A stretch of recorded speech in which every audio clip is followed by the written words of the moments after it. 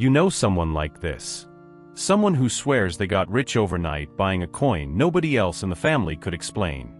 And you know someone else too. Someone who lost everything. Years of savings, built up paycheck by paycheck, gone in less than a week. Here's the strange part. Both of them were buying the exact same thing, with the exact same promise. The promise of escaping the banks, escaping the government, escaping everyone who always grabbed the biggest slice of the pie. Except 15 years after that promise was born, something strange happened to it. And almost nobody noticed. Hit subscribe now, because what comes next is about to flip everything you thought you knew about crypto. Let's start from the beginning. Because to understand how big this turn really is, you first need to understand how big the promise was. In 2008, the whole world watched giant banks collapse. Lehman Brothers, a firm over 150 years old, just fell apart. Millions of Americans lost their homes, their jobs, their retirement savings. And the reason, at its core, was simple. Someone in a glass tower on Wall Street had made reckless bets with everyone else's money, with almost no one watching closely enough. It was in that exact moment of nationwide distrust that a 9-page document started circulating on a cryptography mailing list. Signed by a name nobody has ever confirmed the identity of. Satoshi Nakamoto. The idea was simple to explain and radical in practice. Money that needed no bank. Money no government could print on a whim. Verified not by one central authority, but by thousands of computers around the world, all agreeing with each other. In January 2009, that money was born. It was called Bitcoin. At first, it was worth less than a penny.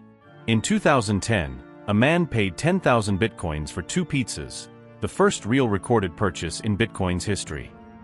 Those same bitcoins today would be worth more than several NFL franchises combined. Over the years that followed, the idea caught fire.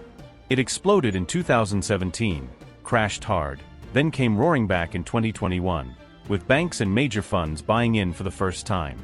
Then came 2025. The entire crypto market crossed $4 trillion in value.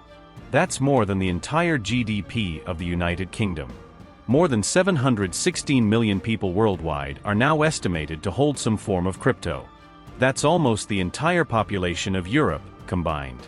In October 2025, Bitcoin hit a new all-time high. It crossed $125,000 per coin. That's the pretty version of the story. The version everyone saw, applauded, and shared. But I promise you, there's a hidden side to this story. And it starts right when everything looked a little too perfect. If you've watched our video on frauds that hide behind a great pitch, keep it in mind, because this story is about to remind you of IT. The first pillar of this facade was built on an image. A 29-year-old guy. Messy hair. Cargo shorts. Baggy t-shirt. Sleeping on a beanbag chair in his own office, in the Bahamas. Forbes put his net worth at $26 billion, and crowned him the richest person in the world under 30. His name was Sam Bankman-Fried. His company was called FTX. The image he sold was of a money-detached genius, almost a monk of tech, promising to give away nearly his entire fortune to charity. The second pillar came from celebrity. Tom Brady became the face of the brand and got equity for it. So did his then-wife, Gisele Bündchen. Larry David starred in a Super Bowl commercial calling crypto the next big leap for humanity. Kevin O'Leary, who not long before had called crypto garbage, signed a $15 million deal to defend FTX in every interview he gave. The third pillar came from politics. In just 2 years, FTX became the 6th largest political donor in the United States. About $40 million came from Bankman-Fried alone, with more than $70 million total from his whole executive team. Notice the pattern? It wasn't luck. It wasn't chance. It was strategy. By trust through image. By visibility through fame. By protection through politics.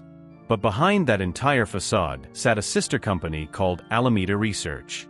And Alameda had nearly unlimited access to the money ordinary customers deposited with FTX to hold safely. Regular people's savings, used to patch holes, place risky bets, and prop up a house of cards built on a token the company had invented itself. In November 2022, all it took was one tweet from a rival exchange's CEO, questioning the whole structure. In less than a week, a company valued at $32 billion collapsed. Sam Bankman-Fried was sentenced to 25 years in prison and ordered to repay $11 billion. But this is exactly where the story stops being about one man and starts getting a lot more interesting. Because while everyone was locked on the trial, hunting for the next villain, something much bigger was happening quietly. Bitcoin's original promise was to cut out the middleman, cut out the bank, cut out the government. But a recent survey of institutional investors, conducted in 2026, found something that completely contradicts that promise. 81% of those investors say they'd rather get crypto exposure through regulated products, sold by traditional financial institutions. 66% were already buying in through ETFs, exchange-traded funds. It's not a tax. It's not an accident. It's a brand new business model, built right on top of the very technology designed to destroy it. Banks, giant asset managers, traditional brokerages, all of them building financial products to sell you Bitcoin and charging a fee for the privilege. The promise was to eliminate the middleman. What actually happened was the birth of a brand new one. And there's a second layer to this, even quieter. Stablecoins. A stablecoin is basically a digital dollar, sitting on a blockchain, but owned in practice by a private company. In Brazil, tax authorities analyzed every declared crypto transaction between 2019 and the end of 2025. The total came to roughly $307 billion. Of that massive total, 71.7% was sitting in stablecoins. Over $195 billion. In 2019, stablecoins made up just 3.5% of that declared volume. By 2022, almost 80%. By 2023, over 91%. In other words, the average person down there who thinks they're investing in crypto is, most of the time, simply buying dollars. Through a private company called Tether, the issuer of USDT, which alone accounts for nearly 89% of all that stablecoin volume. Meanwhile, here in the United States, a law called the Genius Act was signed in 2025, formally writing stablecoins into the American financial system. Notice the turn? At first, the government feared crypto. Then it tried to ban it. Now it's writing the rulebook to absorb the profitable part straight into the traditional banking system. And on the very day this video was being written, a report revealed that the broader bill meant to set clearer rules for this market is stuck in Congress. Guess who's stepping into that gap to take control? The SEC and the CFTC, the two biggest regulators in the entire American financial system. The revolution that promised to take power out of the hands of banks and government is being regulated, tamed, and handed right back to banks and government. And while all of this plays out behind closed doors, someone else is left holding the bill. The average consumer. Chainalysis, the firm that tracks crypto movement worldwide, calculated that crypto scams brought in at least $14 billion in 2025 alone. And that number is projected to top $17 billion as more victims come forward. The average amount stolen per scam jumped from $782 to nearly $2,764 in a single year. Growth of more than 250%. Impersonation scams, where the criminal poses as a celebrity, a bank manager, or a friend, grew roughly 1,400% in that same stretch. And that's not even counting what was stolen directly from exchanges. More than $3.4 billion in 2025. One single attack, on the exchange Bybit, took $1.5 billion by itself.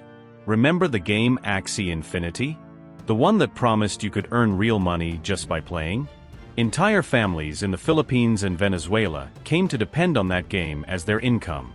Until the in-game token crashed more than 99% in value, leaving nothing behind but the feeling of having been used. The pattern repeats, layer after layer. Whoever gets in early, with inside knowledge and big money, walks away winning. Whoever gets in last, with little money and little information, holds the loss. Now, to be fair to this story, it isn't all darkness. There is a real use case behind this technology, separate from all the speculation. Major institutions like BlackRock, Nasdaq, and the New York Stock Exchange are exploring blockchain to record traditional assets. Stocks, real estate, funds. A recent survey found 64% of fund managers have genuine interest in putting assets on this technology. And so do 63% of institutional investors. Maybe the real revolution was never Bitcoin becoming everyday money. Maybe it was traditional finance learning from Bitcoin, a faster, cheaper way to keep doing exactly what it was already doing. So maybe the right question isn't whether Bitcoin will replace the banks. Maybe the right question is, who carefully built the system that sells you the dream of escaping it? Because in 2022, a $32 billion empire collapsed in a single week.